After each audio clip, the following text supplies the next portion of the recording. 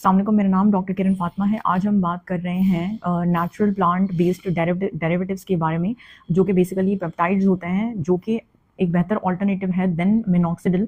अगर आप मिनॉक्सिडिल को स्विच करना चाह रहे हैं या अगर आपको मिनॉक्सिडिल से बहुत ज़्यादा साइड इफेक्ट्स होते हैं, फॉर एग्जांपल अगर उससे इचिंग हो रही है या स्कैल्प इरिटेशन हो रही है और आप नेचुरल ऑल्टरनेटिव्स की तरफ जाना चाह रहे हैं, तो आप बिल्कुल स्विच कर सकते हैं। उनमें हमारे पास मेनली 3 पेप्टाइड्स हैं, जिसमें पहले नंबर पे आता है रीडेंसल, देन वी हैव प्रोकैपल एंड देन वी हैव कैपिक्सल। ठीक है, रीडेंसल वो क्या करता है कि वो आपका जो डॉर्मेंट हेयर फॉलिकल है उसको एक्टिवेट करता है और हेयर फॉलिकल्स के जो स्टेम सेल्स होते हैं उसको बेसिकली वो टारगेट करता है, और जो ग्रोथ फेज होता है एनर्जन फेज वो बढ़ाता है और हेयर डेंसिटी को भी इंक्रीज करता है। ग्रोथ फेज मिनॉक्सिडिल भी बढ़ाता है और हेयर डेंसिटी जो ये इंक्रीज़ करते हैं वो मेजरली 10% करता है। लेकिन मिनॉक्सिडिल के बारे में स्टडीज़ हैं कि मिनॉक्सिडिल जो है वो 20 to 40% आपका जो हेयर डेंसिटी है वो उसको इंक्रीज़ करता है। फिर हमारे पास आ जाता है प्रोकैपल। प्रोकैपल क्या करता है कि वो बेसिकली DHT को अपोज करता है। DHT क्या है? That is dihydrotestosterone.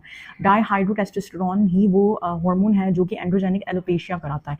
तो अगर प्रोकैपल उसको कम कर रहा है तो बेसिकली वो आपकी एंड्रोजेनिक एलोपेशिया कम करने में हेल्प कर रहा है। फिर वो आपके जो हेयर फॉलिकल है जो उसका एनकरेज में हेल्प करता है, यानी कि वो एक्स्ट्रा सेलुलर मैट्रिक्स को या कोलेजन को इस तरह बूस्ट करता है कि आपका जो बाल है वो जड़ से जुड़ा रहे।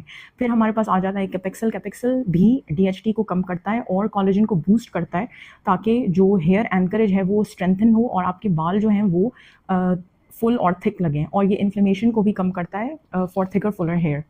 फिर ये है कि जिस तरह मिनॉक्सिडिल के बारे में बहुत ज़्यादा स्टडीज़ की गई हैं, इस तरह इन पेप्टाइड्स को उस तरह से स्टडी नहीं किया गया। सिर्फ 2019 में एक स्टडी हुई थी 106 मेन पे, जो कि एंड्रोजेनिक एलोपेशिया से सफ़र कर रहे थे, और उसमें इन के ट्रायो ने, यानी कि रीडेंसल, कैपिक्सल और प्रोकैपल के ट्रायो ने आउट परफॉर्म किया था देन 5% मिनॉक्सिडिल। ठीक है, लेकिन उस स्टडी का ड्रॉबैक यह है कि उसका जो सैम्पल साइज़ है वो बहुत कम है, यानी कि 106 अगर हो आदमी तो वो बहुत कम सैम्पल साइज़ होता है। अच्छा, इसमें हमारे पास जो है वो जो प्रोडक्ट रिकमेंडेशंस हैं उसमें एक मिनिमलिस्ट का आता है 18% हेयर ग्रोथ एक्टिव्स 18% के नाम से। एक ये सीरम जो है ईजिली लोकली अवेलेबल है, और एक ऑर्डिनरी का आता है मल्टीपेप्टाइड सीरम फॉर हेयर डेंसिटी। ये 2 प्रोडक्ट रिकमेंडेशंस हैं जिसमें आपको ये चीज़ें मिलती हैं।